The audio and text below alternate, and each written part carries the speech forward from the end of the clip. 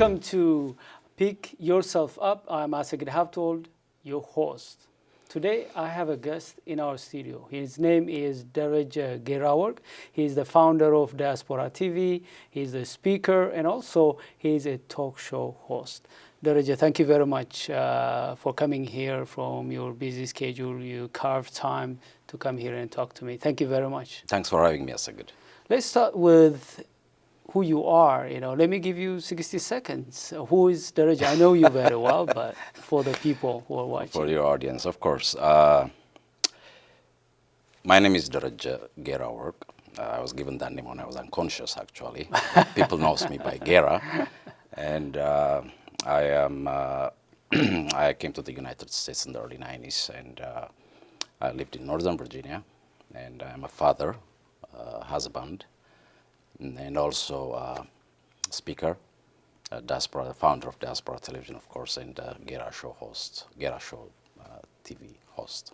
Interestingly, today you used to be in my place interviewing people, but today you are on the hot seat. On the hot seat, of course. And being, interviewed and questioned by myself. It's so good to taste sometimes, that side of. All right. If you have to sum up everything into just one word. Oh, one word is not going to be enough for me. At least let me use 2 words. Okay, 2 words. I'm never give up guy. Okay, never give up. Never give up guy. Okay. Why don't you give up? Well, I don't believe in that. I think that's the way how I raised and what's the way how I grow up. Maybe I got something from my parents. But I never said on things like I cannot do. I always try. How can I do it? That's how I say it. So that's why I call myself a never give up guy. Okay, I like that. Yeah. So, but one important thing that you mentioned is that you were influenced by your parents to have this as a value. This tells you that parents have a great role in shaping the future and the destiny of someone. Because Absolutely. if they tell their kids at the early stage important things like this one, don't give up, be who you are, be Absolutely. unique, pursue your heart, Absolutely. something like that. Yeah. You can imagine the impact on that child. When I say my parents have huge influence on that, I remember when I was a little kid. My dad, he's a very self-oriented guy, and he wants to try everything. And throughout his life, he tried so many professions. You'll be amazed. Wow. When I was in college, I just want to tell you a quick story about it. I was a little bit sick, and I supposed to stay in the hospital. And there was this retired general that he was in the hospital with me. We were playing chess. And he was asking me, he was eager to know, about my family and everything. I told him, my dad, when he was 14, he was a veterinary doctor. And then after that, he went to the law field, he was a lawyer. Wow. And then after that, he became well mechanized. He started a well mechanized farm, and he became a farmer. Wow. And then he ended up in the construction business. So he was very impressed, and he said, oh, man. This is really great profession. Your dad's supposed to be in a Guinness book. So that will tell you, from what kind of parents I came from. Wow. And that thing make a huge influence on me. Impressive. So that's why I never give up on things. I'll try everything. All right. I like that. Yeah. Let's talk about your background. You, like me, you came from Ethiopia. You are an immigrant. What it felt when you came to the United States? Do you still remember the feeling that you had when you come first to the United States? I do. And, I went through certain problems when I come to the United States first, but the good thing was, I lived in 3 continents throughout my life. I was born and grew up in Ethiopia, and I attended my higher education in Europe for a number of years, and then came to the United States. So living on these three continents, You have already especially, experienced when you came and here. coming from Europe to Yeah. the United States, it didn't take me that long to adjust myself with the system. Very close cultures. Exactly. Compared to coming directly from Ethiopia. Exactly. Yeah. And I always see it, being here as a great opportunity, because since I mentioned Europe and United States, I want to add something on that. It's, sure. In Europe, it doesn't matter sometimes how educated and how smart you are. In order to penetrate throughout society, sometimes it gets really tough. But here in America, it's not like that. Sometimes we know as an immigrant, it doesn't have to be, you don't have to even speak English sometimes to be successful in this country. So when they say it's really a land of opportunity, it is true. And I see it that way, and I'm happy that I'm here. And I didn't experience that really serious tough times here. Thank you for mentioning that, because when you live in a country where you're benefiting certain things, you should speak about the benefit that you got, and you have to be thankful. And really, America is the land of opportunities for myself too, because I got a lot of opportunities to pursue my passion, which may not be possible somewhere else. But I want to really bring out one thing, which is about, okay, the U.S. is the land of opportunities, but you have to tap into that to benefit out of that. So do you think we immigrants, African immigrants, benefiting from the land of opportunities, do you think? Overall, yes, we do. Do we have some issues? Absolutely, we have. For example, if you take the Ethiopian community, every immigrant, when they come to this country, they come with some kind of skill they have. Is it a first degree, master's, or PhD? You name it. Overall, we're doing good as a community, but we can still do more. That's how I see it. So we still have a lot of immigrants who's they have wonderful skills, but you see them working 2 or 3 jobs, pretty much low-income jobs. And when you see that, where's the gap? What can be done as a community? Of course, our churches, our Ethiopian community organizations and civic organizations, they do a really, really amazing job. But can we do more? As you know, our community is growing every day. So there are so many grants, there are so many pilot programs that they can participate and adapt to their skill, so they will be able to compete and in this job market and adapt the system very quickly. So instead of working 2, 3 low-income jobs, so they can have one good job, good paying job, and spend quality time with their loved ones at home. So we need to work on those areas. And we have, as a community, great civic organizations, like I mentioned their name. Actually, everywhere I go, the Ethiopian professionals, they do an incredible job here. And they're empowering the community, and they are now extending their service even back home to Ethiopia, and their members are growing. It's not because I'm talking all this, I know the founders very well, but it is, I've been watching them very closely. We can mention the Ethio-American CPA Association. They do a wonderful job assisting, consulting on tax issues. We can mention, recently another one established, the Ethiopian Chamber of Commerce, with a clear and great vision. And that will contribute huge in our community. And we need more of that. And we need more platform that we can exchange ideas, like yours, like mine, I can add up even Helen Musfin, the host of Helen Show. ABS. She's an incredible mother, a wife, full-time job with a lot of responsibilities on top of that talk show host. And then she's doing every year some kind of community gathering. Oh, yeah. So we need this kind of pillars more in our community in order to have a really strong voice. And we need to come together. When we have strong voice, one thing I know is we will be able to contribute to this country, and also we can help back home as well. Yeah, the more we're better here, the more we could help more. Absolutely. The remittance back home will go up, and our contributions the transfer too. The transfer, we transfer knowledge, technology, and so on and so forth. Exactly. And in this community too, we can do a lot better when we have stronger voice. Yeah. This region, for example, is a wonderful region. We have great counties in the area. for example, the Montgomery County, one of the world very known and appreciated county by welcoming immigrants and supporting them. So we will be able to work with the city officials, with county executives, even in the state level. We can participate on policy issues. Yeah. We can all do that when we are committed as a community and have well strong organized. voice. I think that's the gap in our community, and I would say the same with other African countries too. Yeah. Mostly we are focused on social issues, and we focus on more on immediate issues. We don't on purpose proactively organize ourselves so that our voice are heard. So I think we need to do a lot of things in that regard. But I think one of the challenges that I see is the mindset too, because Exactly. we think that whatever we knew in Ethiopia or in Africa gonna help us succeed here. Absolutely. So there are two different cultures.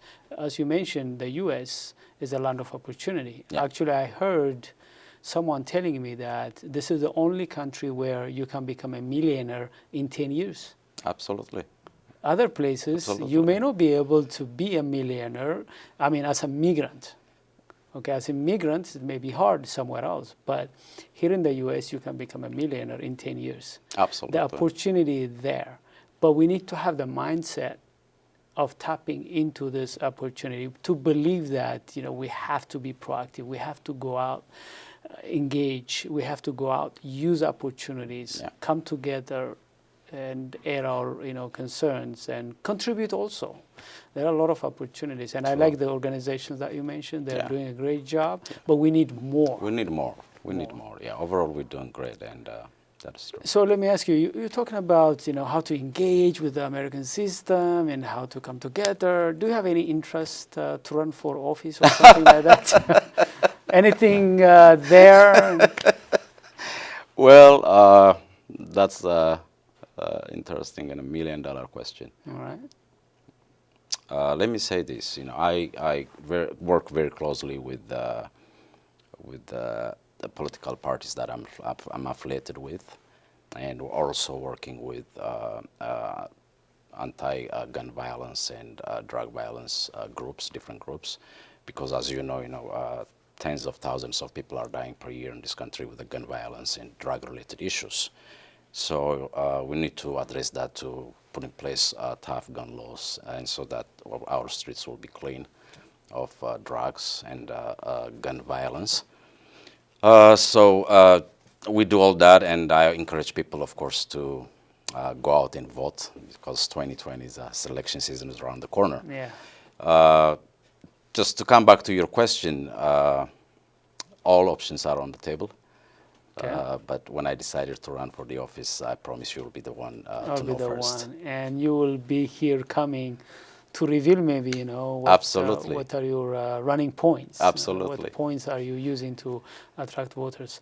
Before we take a break, but however, I want to address one thing, which is you have a show. Actually, you have a station, a TV channel called Diaspora TV. Yes. Why did you form that organization? What prompted you? Well, it's very interesting because it's a web-based television station that I have. I called it Diaspora Television when I started back in 2014.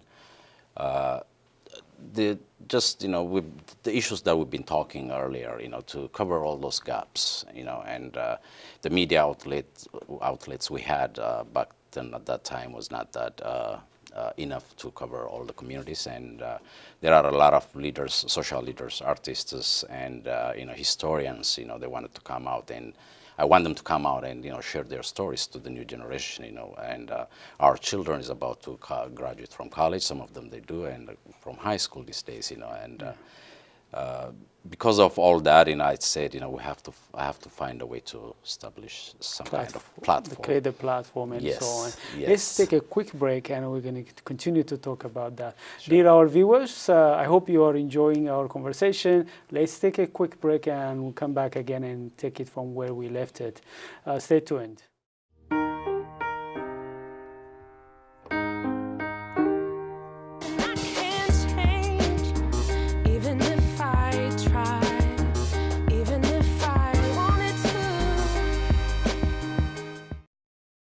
Welcome back. This is Pick Yourself Up. I'm Asagid Haptold, your host. Today in our studio we have a guest. His name is Dereje Gerawork, the owner of Diaspora TV.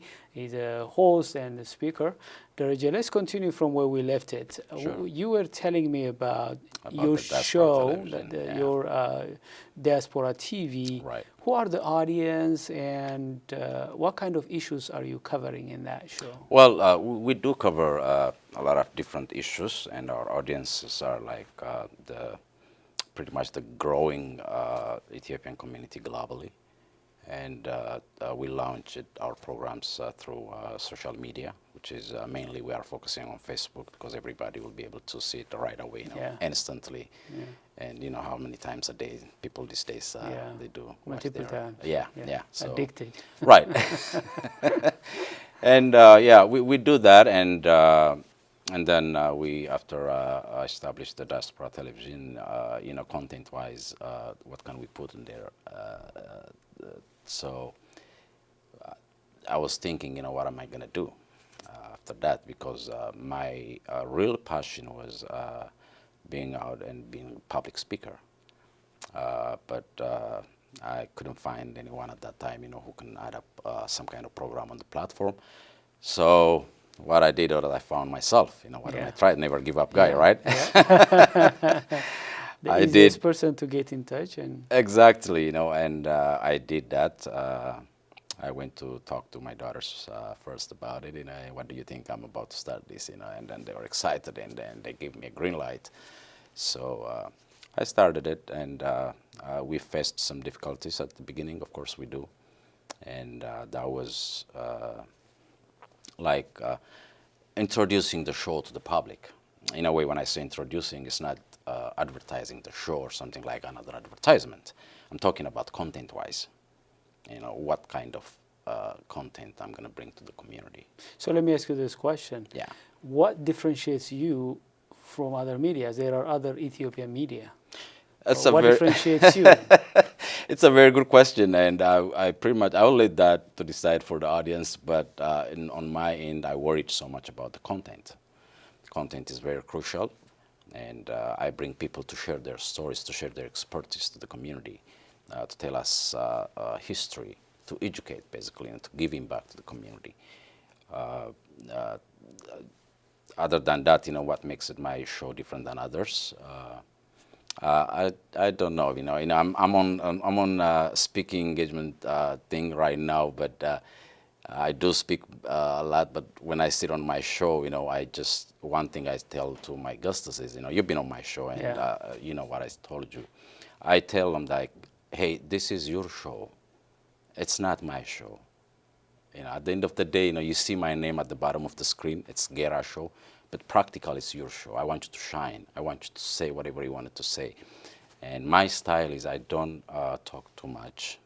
I just give them a little hint and stay back and listen to the guest. I have seen that when I was on a show. I was the talking head, and I was the one talking. So I think I got that as a feedback, and most people, they like that, and I'm happy about it. And so just for your information, within the last 3 years since we established the Gera-show, we will be able to reach out to more than 37 million people globally. And we're doing good. Amazing.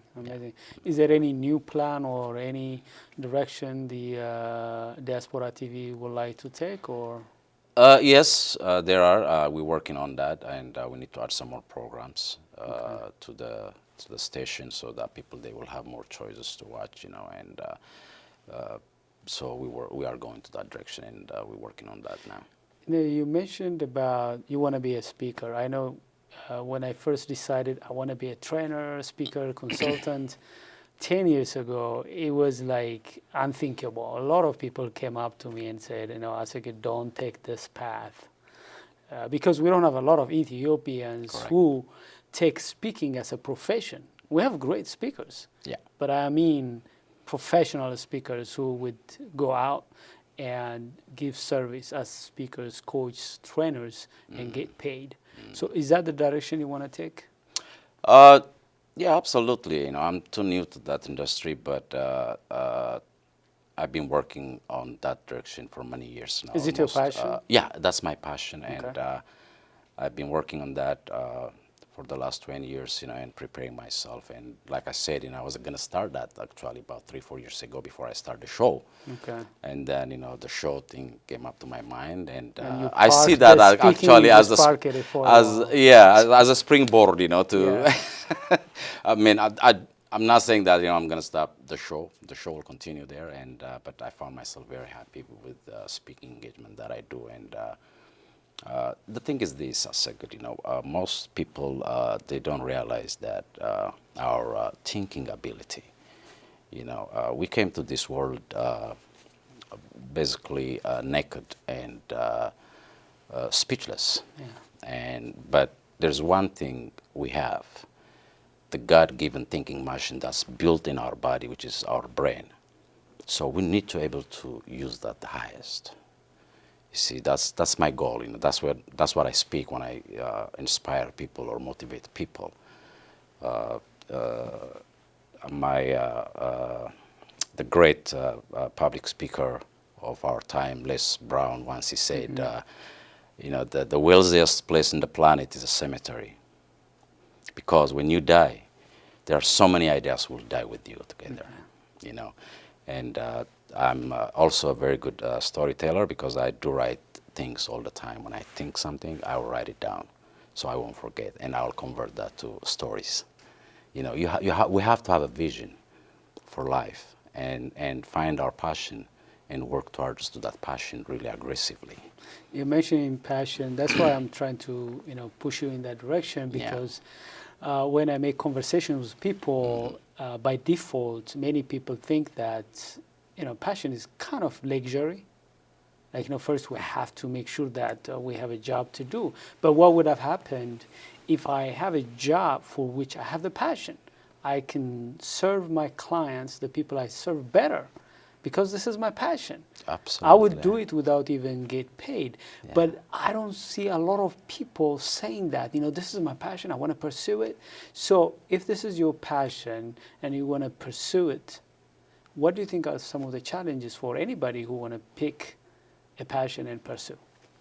Well, it's just when you mention about passion, without passion, we can't do anything in life. Everybody have a passion, but we don't know whether we have it inside of us or not. That's the problem, Passions, fantasy, thinking, dreaming, those are the things that will divert it to theory. Yeah. If somebody don't have any vision how to create a plane, we won't be able to fly today. Yeah. And cars, chairs that we somebody see. Thought yeah, about somebody that. thought about it. Somebody Yeah. dreamed about it and put it on reality. So educating communities and people, that they can do a lot better. You can be successful in life. You can have a very good income job, a nice car, nice house. But when you are engaged with those people, do you really happy with all these things? They have everything they want. That's a convenience. That's not happiness. Yeah. But they will tell you, oh, no, I'm not happy. This is not what I wanted to do in life. I wanted to do something else. So why don't you do it? If you have a dream and if you have a passion for something, that means you're not, thank God it's Friday guy. Yeah. You got to work 7 days, round the clock. The working dead. If you don't have passion, it's just actually I had a data where many people experience heart attack on Monday morning. Exactly. 9 a.m. Absolutely. Getting Why is up that? to go to a job they don't like. The That they people don't like. resent, Yeah. So that happens. But I think the key, like you said, if we're not having people who saw those things that we enjoy today, whether it's playing, internet, and so on, we wouldn't have this civilization. Absolutely. But we don't just have people who envision, people who also take action. Otherwise, we have a lot of people who are going to fantasize. It's a given. People may have that vision, but unless they take action, they cannot translate that vision into reality. What you're doing now, you have a passion. You saw yourself becoming successful media person and vision, but you're taking action. Even coming today is part of taking action. Exactly. You're busy. Exactly. You're coming here because you are doing something your side, because we have to do something. Otherwise, we cannot achieve anything without action. Not at all. And commitment. Yeah. Commitment is very crucial. You know, when you are committed on something, you will have really solid result in life. It doesn't matter what aspect of life you're going through, but commitment is very important. And life is not easy. There is always a bump on the road, and you get punched in life. Sometimes you got knocked down. You got knocked down, and you have to, you know, when you get knocked down, people have to think about you and pick themselves up. Actually, yeah. And TV move on show, again, you know what I mean? Yeah. So you brought me to ask you this question. I know myself and everybody experiences setbacks, punch downs. You know, you're going to be knocked down and so on. How do you overcome that kind of defeats, failures? Because, you know, we want people to believe that they're not the only one right now suffering, failing, or experiencing setbacks. If they want to overcome that and start anew by picking themselves up, what do you advise them from your experience? This is what I advise to the people when they have that kind of difficulties in life. Of course, they have to get up and move on. But when they have difficulties in life, you know, every day there's a problem. Every day. You know, when we leave this studio now, you know, I'm facing a traffic problem. Yeah. Going back to North The Carolina. least. Yeah. But I see it, you know, that doesn't matter the size of the difficulties that we face. Take it as a character building day. You know, every day when you see a problem, it's a character building day because you learn something. When you fail, it's okay. It's okay to fail because you tried something. You know, so let's take it as a character building day. When we have a bad day, something happened to our life, that's a possibility right there to navigate to the right direction in our life.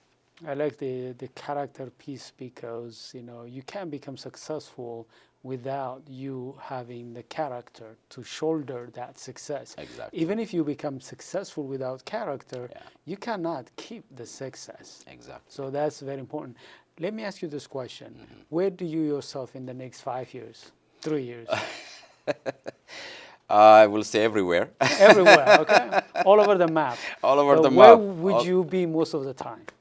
Well, I will be on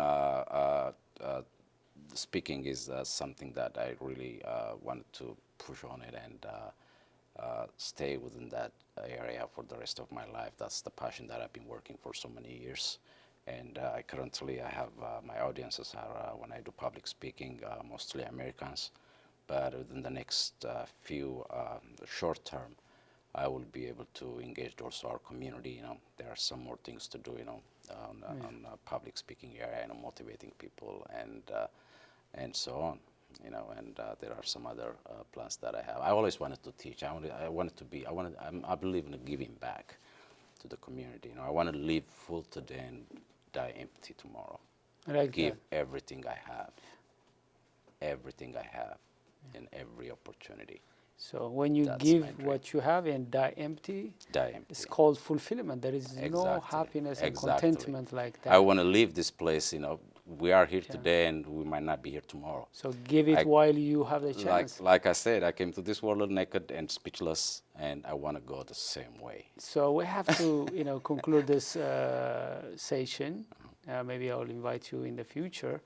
But for now, if people want to get in touch with you, how can they reach out to you? Well, they can reach me out through Diaspora Television, www.dtv-tv.com.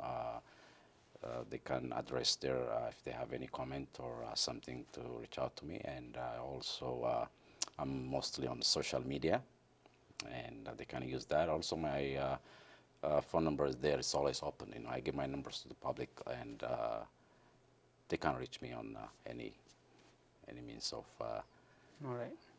things that I have on my website. Yeah, thank you really for being here and sharing your stories and your insights and so on to our audience. Our audience, this is my belief that you enjoyed our conversation.